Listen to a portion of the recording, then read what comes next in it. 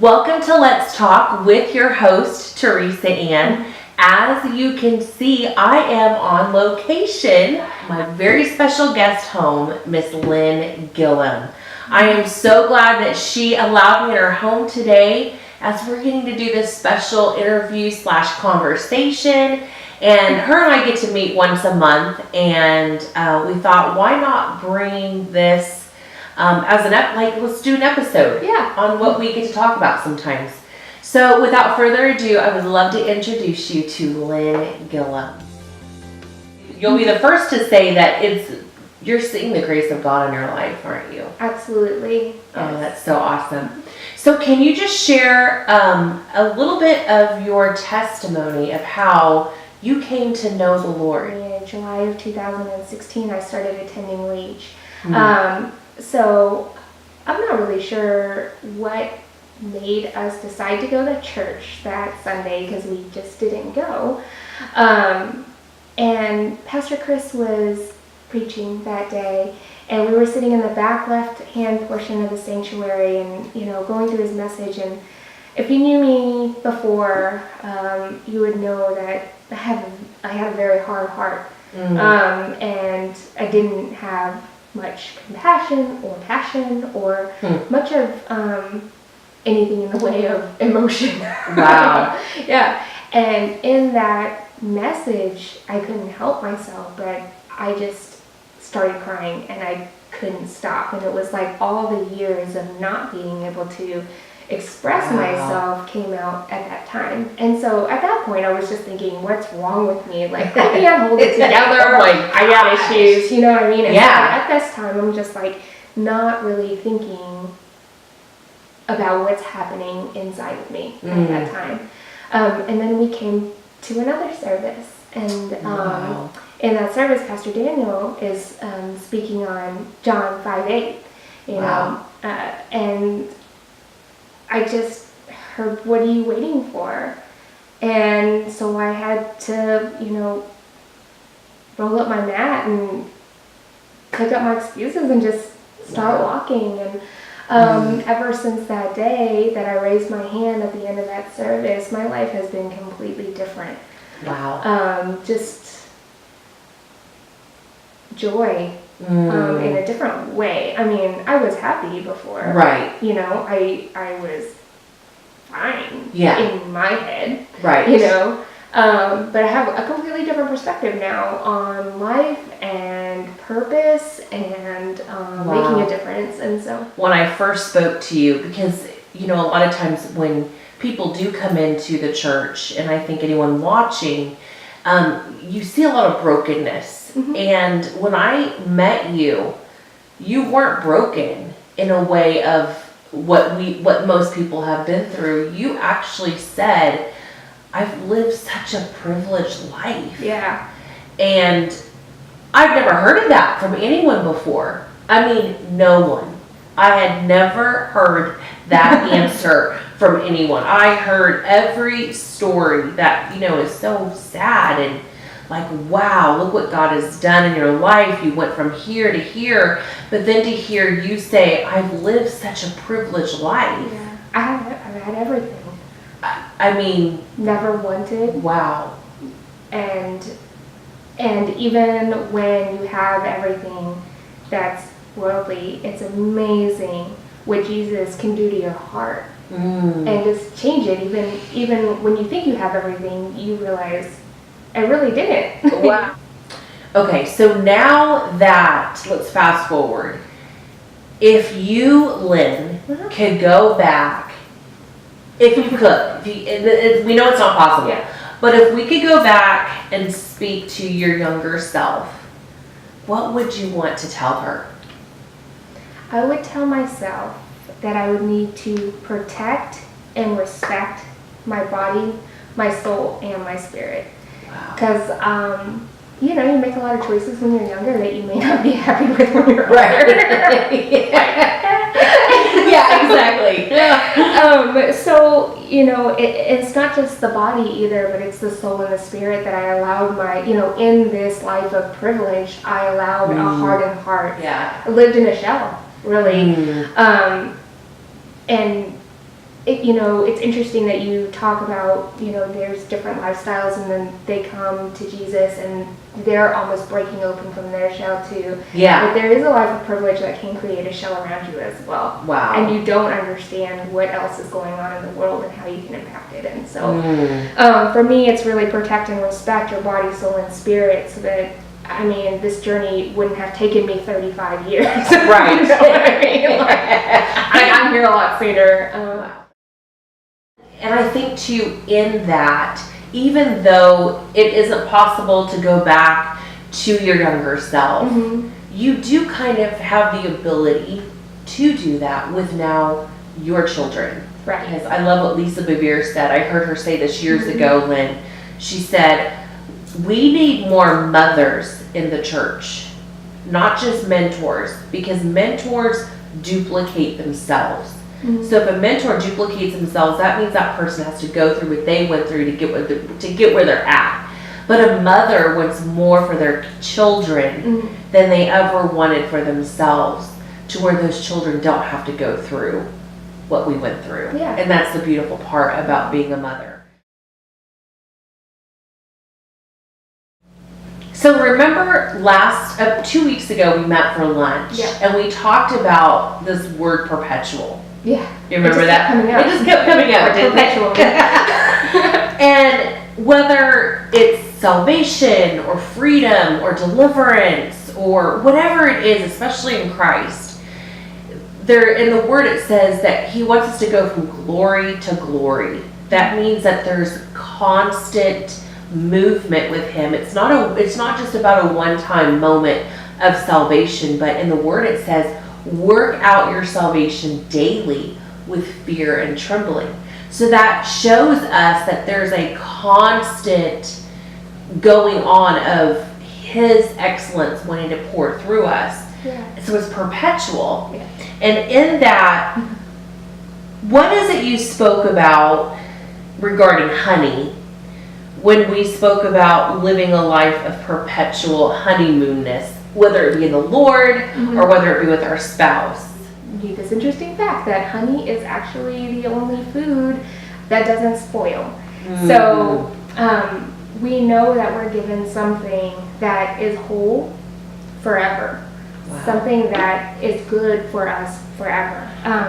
But it's still full of its sweetness, and it's still full of nutrients and antibodies and all these things that actually protect you, right? Wow. And so the honey is good, and the honey is for you, and it's good for you for all time, perpetually. It's what you do with it and how often you use it, how often you tap into that honey. Wow. Whether it stays that consistent texture or Yes. and so That's so good, Lynn. And I think it just shows us that God is constantly wanting to make us aware that in him, it doesn't have to be based on years. Like, just because you have been saved, what some people would say only a year, your year of time has been so accelerated because what you did with that year in him. It's been a great year, but it's really what he did in that year for me. That's right. Absolutely. And what you allowed him to do. Because it's so often where people get saved and then they don't go to the word, they don't go to him in prayer, and then they wonder why they went right back into their old way of living, and sometimes even worse. And so with that, what would you say to those people that said, you know what, I got saved a year ago, and my life, I haven't seen him move in my life at all? What would you say to them? Maybe it isn't that you're doing anything wrong, but maybe it's just that you're doing too much, and you aren't letting go enough to let the Lord work in your life. You need to ask him for guidance. He is your vision.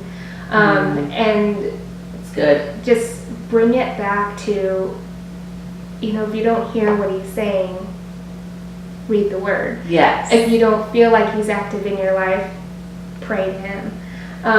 If you don't feel like your life is moving in the direction that you think you want it to move, maybe that's not the direction the Lord wants your life to move. And so you maybe need to switch perspective.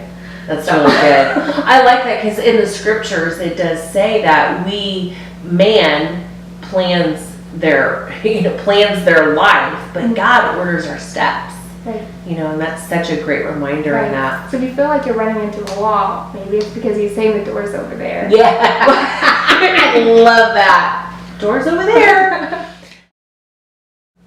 So I want to know, you've got something going on, something stirring in you. Yeah. And we talked briefly yesterday, like you're just like, you know what, Teresa, I think I think this is it. Yeah. So share with me what are you about to do on Instagram? Okay, so I started a page and it has no activity yet. I saw that. It's the first step. Yeah. First step. So the page is called Lost Then Found in Him. And really what it does, highlights a 3-sentence testimony. So a lot of times when you're speaking to people, reading or, listening to testimonies online or even in person, they can get pretty lengthy. And of course, people want to share all the details that have made their experience so powerful, right? Yes. And that's awesome. So this is kind of a forum for people to see abbreviated testimonies. So 3 sentences. So lost, then found. So lost, 1 sentence on your life before Christ, and then what changed in your life. Either it could even be outside of salvation. It could be finding hope or freedom from sin or so many other topics. But there is always a then in the Lord. There is always a change. There's always a transformation that starts from the inside out, and that's the point that you talk about in the then. And then found is what you've experienced since then in 1 sentence. So you give an example to me and the audience of what you mean by putting 3 sentences together with the lost, then, and found. Yeah, sure. So I shared a little bit about my testimony before. So this abbreviated version will kind of give you the full impact, but in 3 sentences. So my lost statement is, I viewed my God as an abundant provider and an out-of-reach father, and I was the spoiled, rebellious child acting in sin and reacting in shame. Wow. My then statement is, my heart broke open for Jesus when a small whisper asked, what are you waiting for? Followed by a man of God proclaiming John 5:8 over my life. So I arose, I rolled up my matted excuses, and walked into the light. And then my found statement is, living life with an active relationship with God has changed who I am from the inside out. Through daily gratitude and worship, the fruits of the Spirit are coming alive in me. That is so freaking awesome. Have you been thinking about this for a while? Yeah, so I've had it on my heart to share testimony. And I'm a business major, and I have my master's degree in business. And one of the things that we learn throughout business school is that you have to have an elevator speech for anything that you actually want to persuade other people to either think about, listen to, change their mind on, anything that you want to make an impact in somebody's life, but in a very short amount of time. So an elevator speech is something that you can tell somebody in the ride of an elevator that they will remember forever. Right. Yeah. And so I thought, well, testimonies are the most impactful way for us to lead people to salvation. Wow. And so we should have an elevator speech for that. That is so good. So with your Instagram, what are you, because I know that, are you having people post a picture and then put their lost, then, and found on there? Yeah, so what I was planning to do is to get a few different testimonies together first on the page before I started, requesting people to follow and actually promoting it. So that way there'd be a sample format for how this should look. And then from there, I was thinking it would just be one of those things that people would either start posting on their own, and then, you know, they could tag the page or hashtag the page, and then they would be shared onto the page. So, if you could summarize life into one sentence, what would that be? So you would think that I would be really good at this, because Yes. I'm just asking everybody to like make their testimony 3 sentences. But I love it. so it's a perpetual adjustment of the lens that you're looking at your life through, so that you can clearly see the blessings in your life. I love that. Because, I mean, no matter where we are in our walk in life and any different time, there are so many things to be thankful for.